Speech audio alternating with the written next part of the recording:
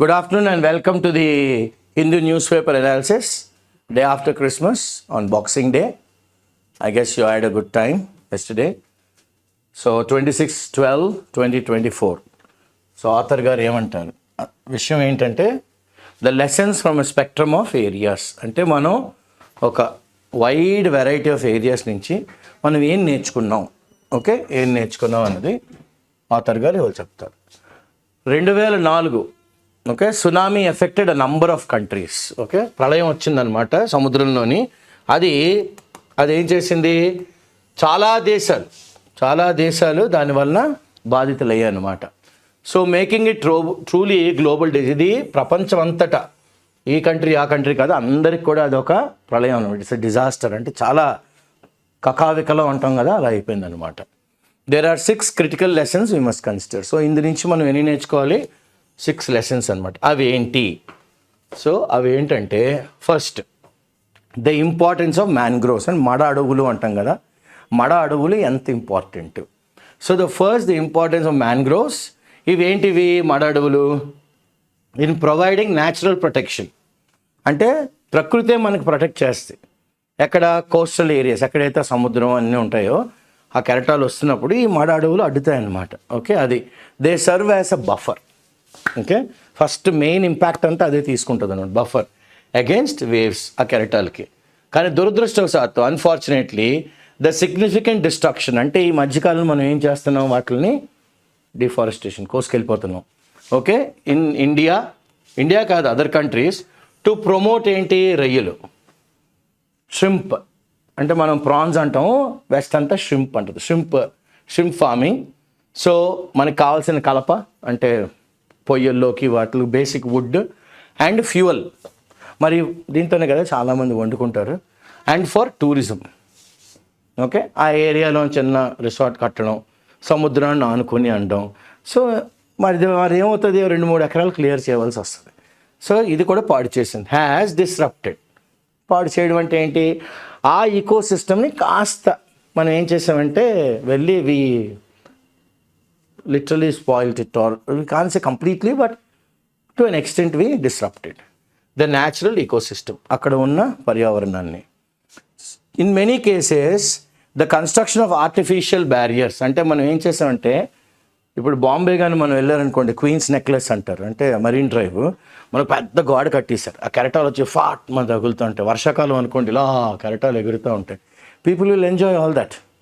So అలాగే ఇప్పుడు మనం ఏం చేసాం, ఆర్టిఫిషియల్గా అంటే మనం కట్టేసాం barriers, brick and mortar walls కట్టాం.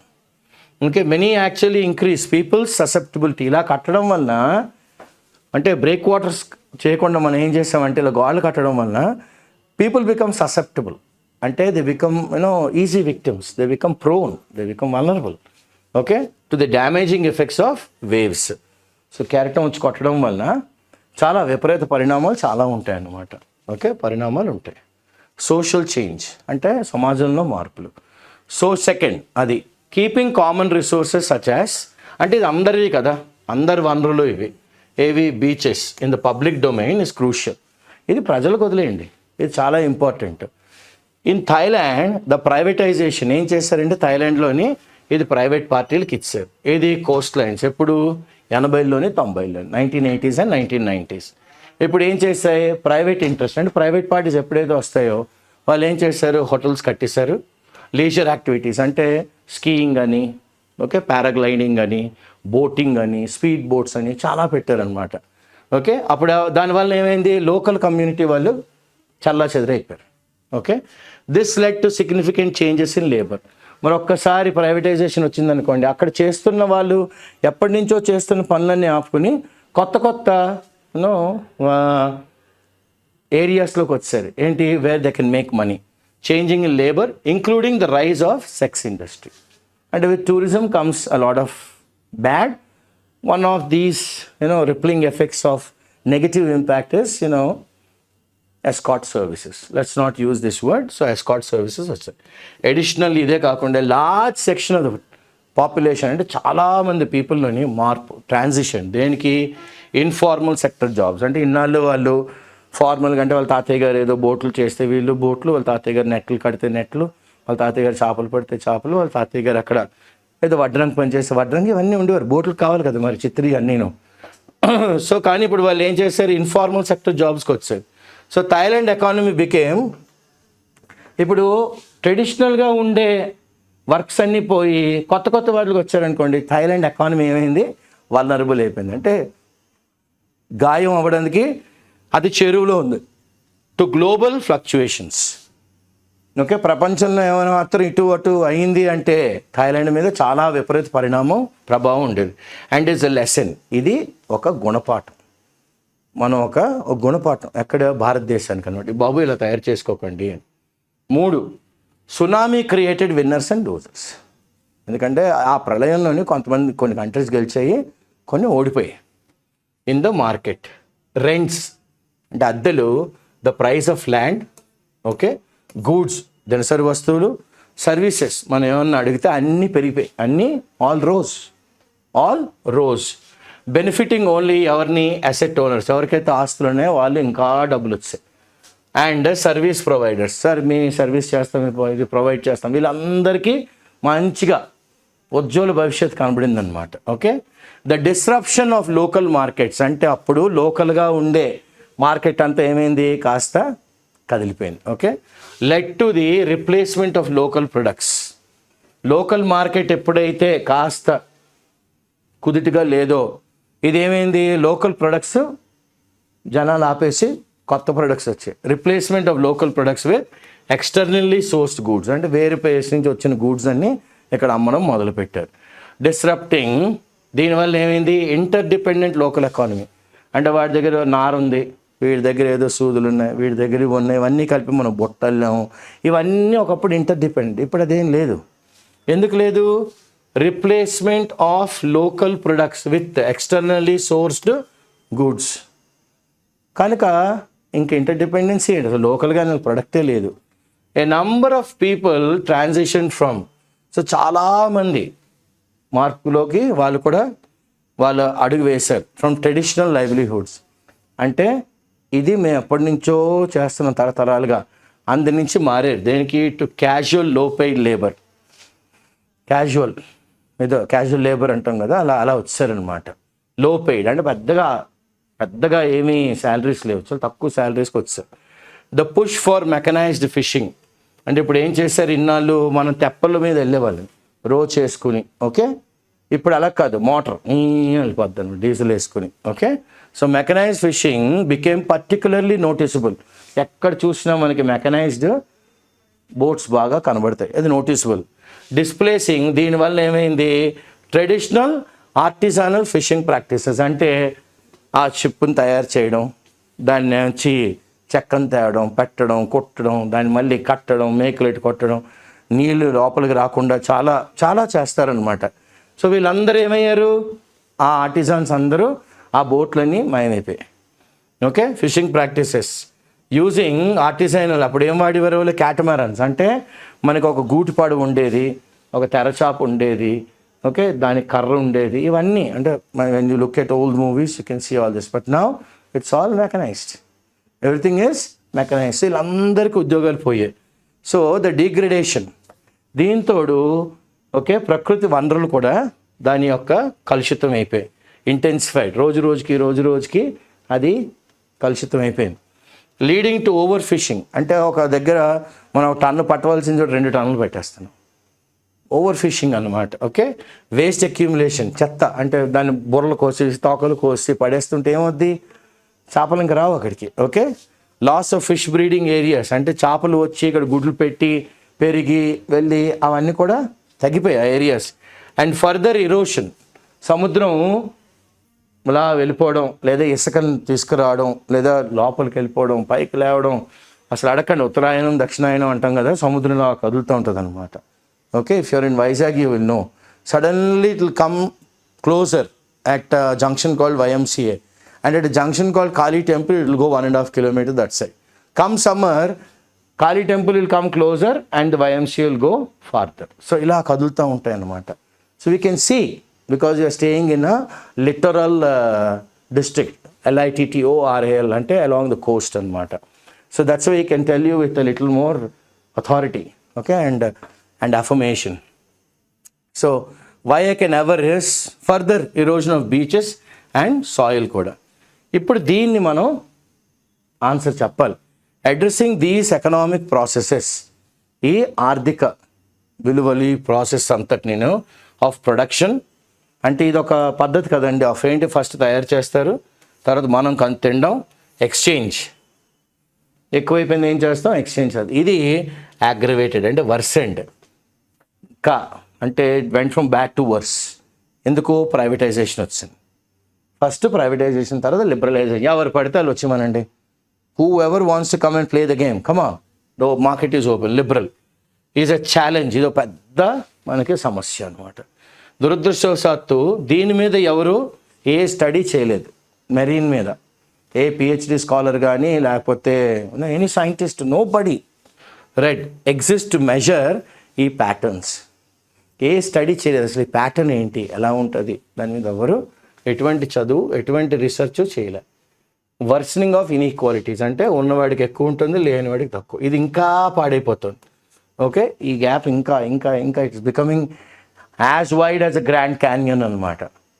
Okay, that wide it is becoming the schism. Okay, the gap. So fourth, there are lessons to be learned about relief efforts. అంటే ఒకవేళ కానీ సునామీ వస్తే రిలీఫ్ ఎలాగ వాళ్ళకి, లోతట్టు ప్రాంతాల వాళ్ళని అన్నీ. అండ్ లాంగ్ టర్మ్ రీహాబిలిటేషన్ అంటే వీళ్ళని వర్షం వచ్చినప్పుడే ఎత్తైన ప్రదేశాల్లో పెట్టడం, లేకపోతే సైక్లోన్ వార్నింగ్ సెంటర్స్ రూమ్స్ కట్టడం, సైక్లోన్ డిపార్ట్మెంట్ వాళ్ళు కొన్ని ఇల్లులు కడతారు అక్కడ ఉండడం. అలా కాదు, లాంగ్ టర్మ్ అంటే ముందు చూపు కాదు, చాలా దూరంగా ఆలోచించండి. వీళ్ళని ఎలా మనం ప్రొటెక్ట్ చేస్తాం, రీహాబిలిటేట్ చేయాలి. లోతట్టు ప్రాంతాల వాళ్ళని ఎగువ ప్రాంతానికి తీసుకెళ్ళాలి. అప్పుడు వాళ్ళకి నష్టం జరగదు. So it is not surprise, ఏం పెద్ద ఆశ్చర్యార్థకం కాదు. That the social structure that create and sustain. So మన సమాజంలోనే ఒక స్ట్రక్చర్ ఉంది. ఓకే, ఒక 1, 2, 3 లేయర్స్ లాగా అనమాట, హైరార్కీ. దట్ క్రియేట్స్, ఇదే క్రియేట్ చేస్తుంది, ఇదే సృష్టిస్తుంది. అండ్ సస్టైన్ డిస్క్రిమినేషన్, వ్యత్యాసం అదే అలా చూపెడుతూనే ఉంటుంది. లేవర్రా, అరే వీడిదిరా అని మనమే we will show that discrimination, వ్యత్యాసం. ఓకే, ఇన్జస్టిస్, అన్యాయం. అండ్ ఎక్స్క్లూజన్ ఇన్ సొసైటీ, వాళ్ళని సొసైటీ మెయిన్ దీంట్లోకి తీసుకోం, ఎక్స్క్లూడ్ చేస్తాం. ఇవన్నీ ఇవన్నీ కంటిన్యూ అవుతున్నాయి.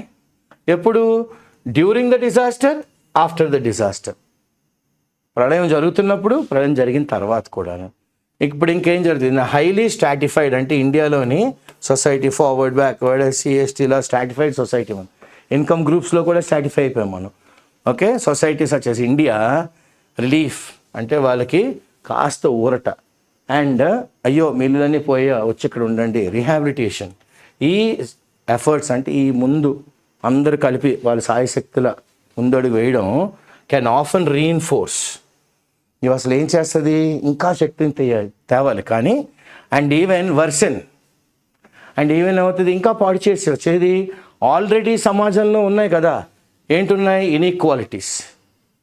ఉన్నవాడికి ఒకలాగా, లేనివాడికి ఒకలాగా, పవర్కి ఒకలాగా, ఇంకా బిలో పవర్టీ లేనికి ఒకలాగా. ఇన్ఈక్వాలిటీస్, డిస్క్రిమినేషన్, వ్యత్యాసం. అండ్ మార్జినలైజేషన్ అంటే కొంతమంది కమ్యూనిటీస్ని మనం ఏం చేసాం, సమాజానికి దూరంగా ఉండండి. ఇంకా అంటే untouchability is a crime. But to my observation at my age, I can say that still it is existing on the current. Okay, it is existing on the current.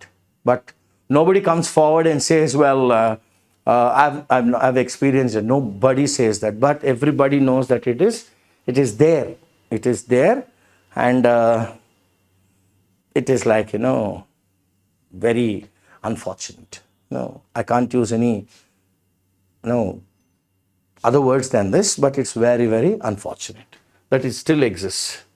So దీనికి ఎవిడెన్స్ అంటే సాక్ష్యం ఏంటంటే, from tsunami affected countries వాళ్ళు ఏం suggest చేశారంటే that social divisions, సొసైటీలో divisions significantly అంటే చాలా ప్రాముఖ్యంగా ఎఫెక్టెడ్ యాక్సెస్ అంటే సిగ్నిఫికెంట్లీ ఎఫెక్టెడ్ యాక్సెస్ అంటే అవి అందరికీ అందుబాటులో లేవు. ఏది ఆ రిలీఫ్ మెజర్స్. ఎందుకంటే to relief and rehabilitation such as a social divisions. సొసైటీలో ఈ డివిజన్సే, ఈ వర్డ్ చాలా జాగ్రత్తగా చదవండి. సోషల్ డివిజన్స్, చాలా ప్రాముఖ్యంగా ఎఫెక్ట్ చేసింది. ఏంటి? యాక్సెస్, అందుబాటులో ఉండడం for relief and rehabilitation services. ఎందుకంటే ఒక చెప్పుకోదగ్గ ఫేవరెటిజం అంటే పార్షియాలిటీ అంటే ఒక మక్కువ అనండి, ఒక టెండెన్సీ. అంటే తండ్రి అన్నవాడికి కూతురు మీద ఎక్కువ మక్కువ ఉంటుంది, తల్లి అన్న ఆమెకి కొడుకు మీద ఎక్కువ ప్రేమ ఉంటుంది. అలాగనమాట. అంటే పక్షపాతం అంటాం కదా, tendencies. So they was a notable tendency to overlook. Okay, notable టెండెన్సీని మనం పట్టించుకోకూడదు. ఎందుకు? ఓవర్లుక్ ఏంటి? The needs of vulnerable groups. వీళ్ళందరూ ఎఫెక్టెడ్ ఏరియా, వాళ్ళు ఎలాగే ఎఫెక్టెడ్ అండి, వాళ్ళ గురించి కాదు, ఫస్ట్ ఇవ్వాల్సిన వాళ్ళకి ఇవ్వండి. ఇలా జరిగిన రిలీఫ్ వర్క్స్ కొల్లలు పేపర్లో కూడా ప్రింట్ చేశారు, రాశారు. వాళ్ళు వాపోయారు. వాళ్ళని వచ్చి న్యూస్ రిపోర్టర్లు అడుగుతుంటే చేస్తాము, చూస్తాము, జరుగుతోంది, రిలీఫ్ అవుతుంది, అంతే గవర్నమెంట్ ఆన్సర్. చేసిందా లేదా? గట్టిగా అడగలేం. So vulnerable groups including labourers, పని వాళ్ళని కూడా అలాగే చూశారు. దళిత్స్, ట్రైబ్స్, వేరే దేశాల నుంచి వచ్చిన వాళ్ళు, ఎథనిక్ మైనారిటీస్ అంటే ఒక ఒక ఒక ఫెయిత్కి సంబంధించిన వాళ్ళని కూడా ఓవర్లుక్ చేశారు. వాళ్ళ అవసరాలని, మొగుడిపోయిన వాళ్ళకి, విడోస్, ఒంటరిగా ఉన్న ఆడవాళ్ళు, ఎందులోని అంత వ్యత్యాసం? Overlook the needs. ఎవరండి? Vulnerable groups and groups that are injured easily. Labourers 1, దళితులు 2, ట్రైబ్స్ 3, ఇమిగ్రెంట్స్ 4, ఎథనిక్ మైనారిటీస్ 5, మొగుడిపోయిన వాళ్ళు, వితంతువులు, ఓకే 6, సింగిల్ ఉమెన్ ఒకళ్ళే ఉన్న ఆవిడ 7 మంది. వీళ్ళందరి అవసరాలని పట్టించుకోలేదు. In the distribution of relief and rehabilitation. ఎప్పుడు పట్టించుకున్నారు? ఇందులోంచి ఎవరో some vocal groups advocated their cause. కొంతమంది కేకలేస్తారు కదా, బాబు మమ్మల్ని పట్టించుకోలేదు, మా గోడు వినండి అని. అప్పుడు కాస్త ఊరట.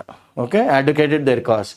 ఇన్ థాయిలాండ్ అన్డాక్యుమెంటెడ్ బర్మీస్, అంటే థాయిలాండ్ అనే దేశంలో సునామీ వచ్చినప్పుడు బర్మా నుంచి లేకపోతే లావో నుంచి కొంతమంది వచ్చి ఉండిపోయారు. వీళ్ళెవరు? Illegal migrants.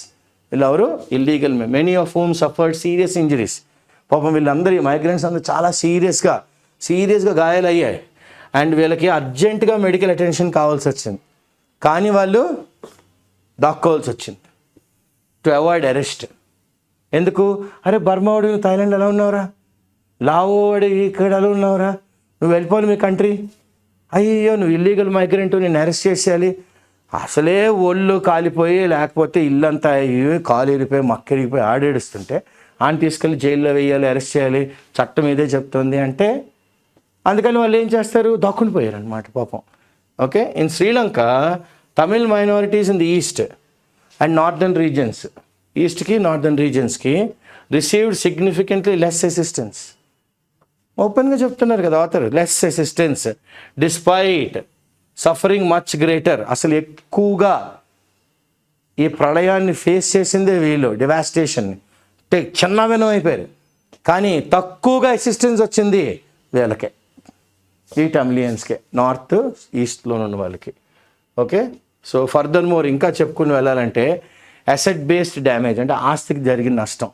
Assessment టెండెడ్ to favour better of segments. ఇది అసెట్ బేస్డ్ డ్యామేజ్ కానీ అసెస్మెంట్ చేసాము అంటే ఎవరి వైపు మనం మక్కువ చూపెడతాం, పక్షపాతం, ఎవరికైతే ఆస్తులునే వాళ్ళు చూస్తాం. వీళ్ళందరూ బెటర్ ఆఫ్ పీపుల్, కానీ వాళ్ళకే మళ్ళీ మనం రిలీఫ్ అనౌన్స్ చేస్తున్నాం ఆఫ్ ది ఎఫెక్టెడ్. అంటే ఈ సునామీ ఏంటంటే that is one area where it did not look who's rich who's poor, everybody was affected. But it came to the relief and rehabilitation, the government has shown a little partiality. This is what the article is telling very openly. So within India, భారతదేశంలోని fishing community, labourers engage in ఫిషింగ్లో retail businesses, ancillary అంటే వాళ్ళలో ఎర్రలు, petrol, diesel, వాళ్ళకి కావాల్సిన పప్పులు, ఉప్పులు, ఎందుకు ఒకసారి వెళ్ళారంటే సముద్రానికి 28-30 రోజులు ఉంటారు. So ancillary activities continue to suffer. ఇవన్నీ అంటే నడువు విరిగిపోయింది అనమాట. అంటిల్ ఫిషింగ్ యాక్టివిటీ రెజ్యూమ్, మళ్ళీ చేపలు పట్టి మొదలయ్యేంత వరకు కానీ వాళ్ళు కోలుకోలేపారనమాట. ఓకే, బట్ రిసీవ్డ్, కానీ వీళ్ళు కాంపెన్సేషను ఎంత తక్కువ మాడితే మంచిది, ఎంత తక్కువ మాడితే లిటిల్ కాంపెన్సేషన్ అన్నారు ఆథర్ గారు. అంటే అసలు అంతే, క్వైట్గా ఉంటే బెటర్. ఓకే, కొన్ని కమ్యూనిటీస్లోనైతే మరికొన్ని కమ్యూనిటీస్లో అయితే ద రిలీఫ్ ప్రొవైడెడ్ బేర్లీ మెట్, అంటే వాళ్ళు ఇచ్చిన డబ్బులు బేర్లీ మెట్ బేసిక్ సబ్స్టినెన్స్. అసలు పప్పులు ఉప్పులు ఇవన్నీ కొనుక్కోవడానికే సరిపోదు అన్నమాట. ఓకే, అంత తక్కువ ఇచ్చారు బేసిక్ నీడ్స్. కొన్ని అయితే ఎక్సెసివ్గా వచ్చాయి. While others experience excessive aid. అయితే అతివృష్టి లేకపోతే అనావృష్టి. తెలుగులో అంటాం కదా, ఉంటే ఉగాది లేకపోతే శివరాత్రి అని. ఒకరికి ఉగాది అన్ని షడ్రుచులతో ఫుల్ దొరికినాయి, ఒకరికి శివరాత్రి రాత్రి జాగారాలే. ఓకే, ఇంకా అంటే భోజనం కూడా ఉండదు కదా, చాలా తయారైంది అనమాట వాళ్ళకి. సో ఫిఫ్త్ ఏమంటారు, జెండర్ ఇన్సెంటివ్. ఇది జెండర్ ఇన్సెన్సిటివ్ అంటే ఆడ మగ. ఓకే, ఆడ మగ. ఈ insensitive relief and rehabilitation policies ఇవి చాలా నొక్కి ఒక్కడి నుంచి యాక్సెంచువేటెడ్ స్ట్రెస్ చేసాయి. ఏం స్ట్రెస్ చేసింది, ద వల్నరబిలిటీ, అంటే ఆడవాళ్ళని ఎలా మనం మోసం చేయొచ్చు, వాళ్ళు ఎలా దొరికిపోతారు, ఎలా వాళ్ళని ఇంజరీ చేయొచ్చు, వాళ్ళ నుంచి మనం లాభం ఎలా పొందొచ్చు. చూడండి ఎలాగా in Indian fishing communities, okay, చేపలు పట్టే ఆ కమ్యూనిటీలోని, అంటే బలిజ, ఓడ బలిజ అంటుంటారు, జాలర్లు, ఓకే, వీళ్ళందరిలోని women are typically involved in activities. ఆడవాళ్ళు అక్కడ ఏం చేస్తారంటే ప్రాసెసింగ్, అంటే చేపలు, రొయ్యలు, బొమ్మిడాయలు, పెద్ద పరుగులు సైట్ చేస్తున్నాడు, కానాగత్తలు అంటారు, చాలా ఉంటాయి. ప్రాసెసింగ్ చేస్తారు, అన్నీ రోడ్డు మీద వేసి ఎండబెడతారు. మాకు ఇక్కడ చేపల ఉప్పాడ అని ఒకటి ఉంది, ఓకే, గీతం తర్వాత రోడ్డు మీద మనం వెళ్తుంటే మనకు ఆ చేపల వాసనలో తెలిసిపోద్దాం ఉప్పాడు వచ్చింది అంటారనమాట. Okay, so to the processing and marketing of fish. వాళ్ళు ఏం చేస్తారు, ప్రాసెస్ చేస్తారు ఫిష్ని, దాన్ని ఫిష్ మార్కెట్లో అమ్ముతారు. ఎవరు, ఈ చేపలు పట్టే వాళ్ళు లేడీస్ అనమాట. ఇన్ నాన్ ఫిషింగ్ జాబ్స్ ఏం చేస్తారు వాళ్ళు, కొంతమంది ఈ శంఖాలు, గవ్వలు, అష్టాచమ్మ ఆడుకుంటాం చూడండి, కవరీస్ అంటారు. సో ఇవన్నీ కలెక్ట్ చేస్తారు. లేదా ఆ ఏరియాలోని వాళ్ళు ఈ చేపల ముక్కలు కోసి నూనె మీద వేసి మనకి ఇస్తూ ఉంటారు. ఓకే, లేదా కీబాబ్స్ పొల్లలకి ఇలా పెట్టి ఇలాంటి ఫుడ్ స్టాల్ రన్ చేస్తారు. They rarely own property or assets in their name. వాళ్ళ పేరు మీద అసలు ఆస్తి ఉండదు, వాళ్ళ పేరు మీద ఒక పత్రం ఉండదు. ఓకే, డ్యూరింగ్ ద రిలీఫ్, ఇప్పుడు రీహాబిలిటేషన్ అప్పుడు చాలా కేసుల్లోని వీళ్ళ జీవనోపాధి అసలు ఎవడు పట్టించుకోవాలి. ఎందుకు, వీళ్ళ పేరే లేదు అక్కడ. పేరు ఉంటేనే కదా రిలీఫ్ ఇస్తాం. పేరే లేదండి అంటే, అదేంటి బాబు నేను ఎప్పటి నుంచి ఉన్నాను కదా, అదేంటి నాకు కూడా ఎవరో మీరు అంటే, లేదమ్మా నీ పేరు లేదు మేము ఇవ్వలేము, అంతే కొట్టి పడేశారు అనమాట వాళ్ళని. ఓకే, వాళ్ళని అలా కొట్టి పడేశారు. క్లియర్.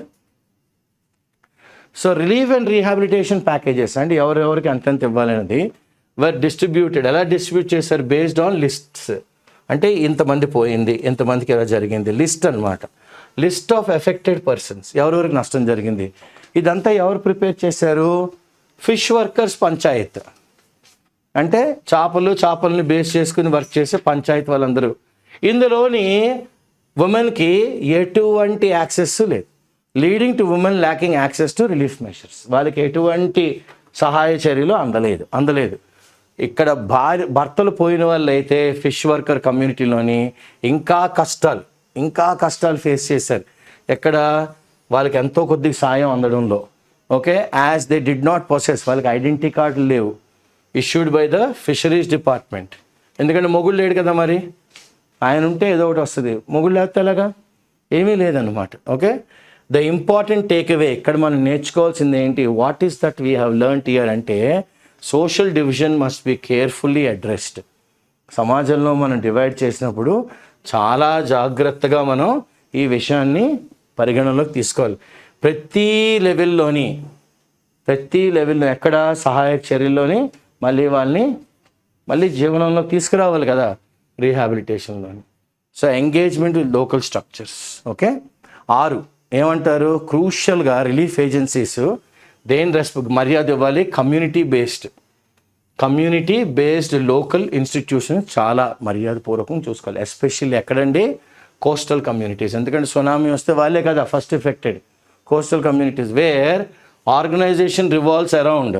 ఇక్కడ వ్యవస్థ అంతా దేని చుట్టూ తిరుగుతూ ఉంటుంది, ద కాన్సెప్ట్ ఆఫ్ కామన్స్. అందరూ కామన్ పీపులే, ఎవరేమి ధనికులు ఆస్తిపరులు ఇదేం కాదు.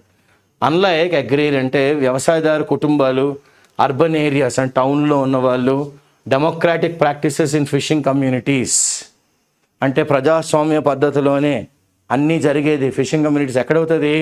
Such as Kuppam. అందరూ దగ్గర గుమిగూడి ఆ కుల పెద్దవాడు చెప్తాడు, బాబు నువ్వు ఏంటంటే అది, అంతే. That's how they go. Rely on active debate rather than elections. So వీళ్ళు దేని మీద ఎక్కువ డిపెండ్ అవుతారు?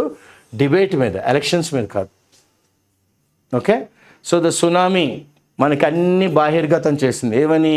దట్ అవుట్ సైడ్ ఏజెన్సీస్, బయట నుంచి వచ్చిన ఏజెన్సీస్ చాలా ఇంపోజ్ చేస్తారు వాళ్ళ యొక్క ఆలోచన శైలి, వాళ్ళ యొక్క నోషన్, వాళ్ళ యొక్క ఇది పద్ధతి అన్నట్టుగా ఆఫ్ డెమోక్రసీ, ప్రజాస్వామ్యం, విచ్ అండర్మైండ్, ఇది చాలా తక్కువగా చూసింది దేన్ని?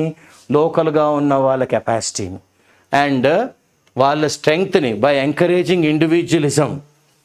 ఓకే. దేన్ని ఎంకరేజ్ చేశారు? Individualism and dependence. మీరు మా మీదే డిపెండ్ అయి ఉన్నారు, మీ జీవనమే మా మీద ఆధారపడి ఉంది కనుక మీరు తాగు జాడించకండి అన్నట్టుగా. While issues such as gender insensitivity, అంటే చాలా సమస్యలు వచ్చాయి. ఎక్కడ? జెండర్, ఆడ మగ, అందులో ఇన్సెన్సిటివిటీ ఉన్నాయి, ఎగ్జిస్ట్ అయినప్పుడు విదిన్ దీస్ కమ్యూనిటీస్. ఒక critical and long term engagement, అంటే చాలా చాలా చాలా ఇంపార్టెంట్గా, చాలా ముందు చూపుతోని ఎంగేజ్మెంట్ విత్ లోకల్ స్ట్రక్చర్స్. ఎవరైతే అక్కడ వాళ్ళకే కదా తెలుస్తారు ప్రాబ్లం మెయిన్గా. ఎవడో బయటవాడు వస్తే ఏం తెలుస్తుంది అవుట్ సైడ్ ఏజెన్సీకి? వాళ్ళతో పాటు వుడ్ బి మోర్ ఎఫెక్టివ్. ఇప్పుడు జరిగిందని ఇంకా బాగా జరుగుతుంది. పొరపాటున రేపు పొద్దున్న మళ్ళీ సునామీ వస్తే in addressing these concerns. Okay. వాళ్ళకున్న ప్రాబ్లమ్స్ రాదర్ దాన్ డెమనైజింగ్. ఇదో పెద్ద భూతం ప్రేతం అన్నట్టుగా మాట్లాడకుండా మనం, ఓకే, భూతం ప్రేతం అనకుండా మనం చెప్పాలి. Okay. So mangroves protect the land along the sea coast.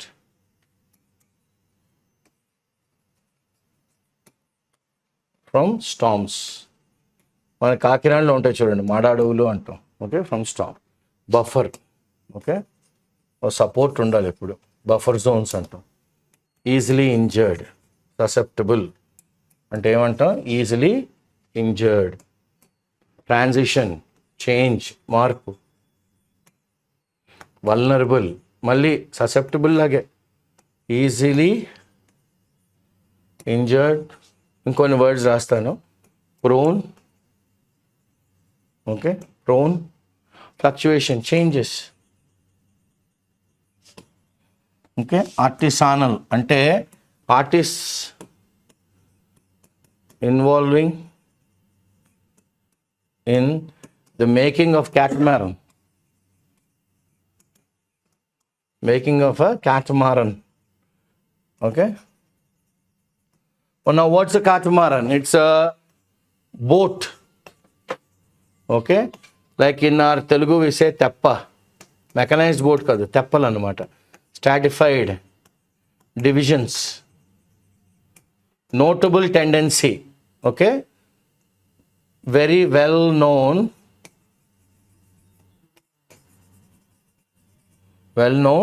bias, tendency. Take away, gains. ఇక్కడ మనకి వచ్చిన గెయిన్ ఏంటి? Agrarian, agricultural based.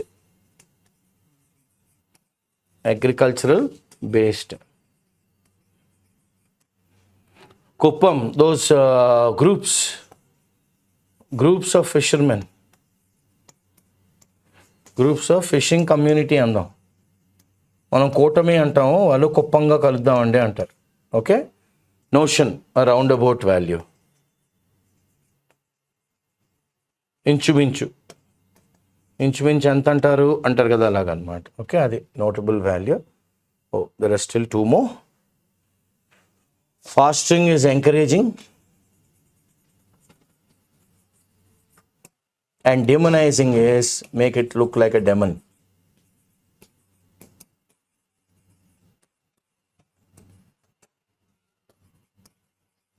Demon ante rakshasudu annamata. Demon ante evaru? Rakshasudu. So this is how these words are. Till 14 there, 15 and 16 are tode nichaiye. So this is the article. that talks about the aftermath of a tsunami and how we need to address in 6 very important points. So the vocabulary is also very good, and what is to be done if ever there is this kind of a disaster in the future.